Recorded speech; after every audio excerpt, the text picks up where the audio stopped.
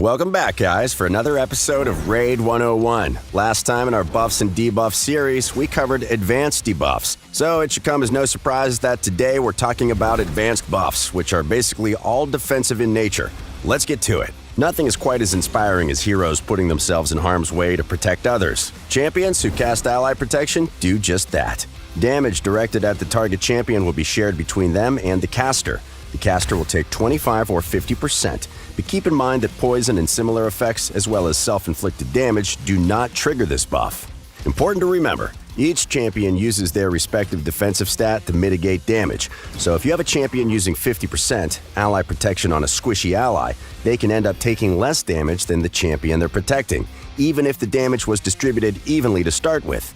In addition, damage that comes through a protect ally counts as damage, but doesn't count as a hit. So if protecting champions have abilities, like counterattack, that trigger when they get hit, ally protection won't set those abilities off. Speaking of damage, this bad boy just blocks it all, as the name suggests. Got an orc running at you with an axe as tall as you are? Some wicked sorceress shooting you with lightning?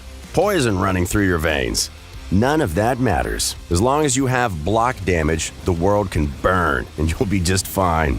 Well, maybe not always. There are a number of skills out there that ignore block damage buffs, so be careful. Save for those skills, though, you don't take any damage. Full stop. Shields don't take damage, bombs don't deal damage, poison and HP burn don't deal damage. Seriously, nothing hurts you. We've seen quite a few nasty debuffs in the previous episodes. Good news, there are champions, masteries, and even an artifact set that can bestow a block debuffs effect. While it's active, the champion can't get any new debuffs. They slide right off. Old debuffs stick around, but you can't get any new ones. It might not stop every nasty thing that enemy champions can do to you. We'll talk about non-debuff effects later in the series, as well as guaranteed debuffs which can't be blocked. But it definitely puts a stop to most of it. Next one's really simple. Continuous Heal restores either 7.5 or 15% of the target champion's max HP at the beginning of their turn. Not rocket science, but really useful. You can stack this as well, so you can have more than one. It's like poison that way, really like an anti-poison. But if you are poisoned, the poison hits first, so you can die before Continuous Heal saves you. Next up, Reflect Damage. This sweet little buff makes it so anyone attacking a champion under its effects will take 15 or 30% of the damage they inflict. This ignores defense altogether, and, depending on the strength of the hit, can be quite nasty to the attacker.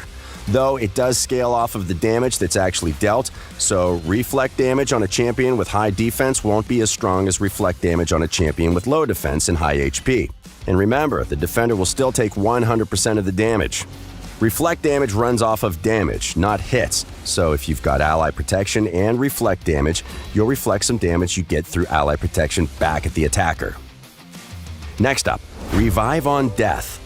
If a champion dies while his buff is still active, they will be instantly revived with 30% of their HP and 0% turn meter. This is useful to keep key champions alive for longer, especially when you have a healer at the ready. Sort of similar to Revive on Death is Unkillable. While under this buff, champions can't fall below 1 HP.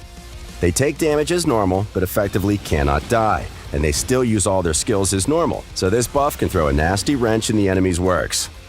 Any damage that would take the champion below 1 HP is ignored, so Lifesteal and Leech are also rendered pretty useless by this buff. Handy. Just watch out for enemy skills that bypass Unkillable. They don't need to do much damage to ruin your day. Shield. Often a must-have in the arena and some tougher PvE fights. It basically reinforces the champion with an extra layer of HP. In-game, you will see that as metal gray squares added to the green ones of your champion's health bar. Under normal circumstances, all damage is first applied to the shield and only then to the champion's HP.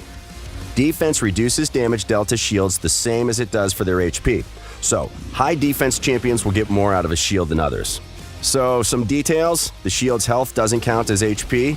That means if a champion, say, heals based on the damage they deal to an enemy champion, thanks to the Lifesteal artifact set or the Leech debuff, damage dealt to the shield doesn't count. That knife cuts both ways, though, since effects that trigger based on allies taking damage don't count shield damage either. However, that damage is still damage, so if you have a skill or ability that scales on damage dealt period, it will still count damage dealt to shields. Finally, we have a fairly straightforward buff, a mirror of Weaken if you will. Champions who have strengthened will reduce incoming damage by 15% or 25% from all sources, including those that bypass defense. It's simple, it's neat, it's always useful. Okay, that's it for all our advanced buffs. But the astute among you might have noticed that there are a few buffs and debuffs that we still haven't covered. So check back in here for part 5.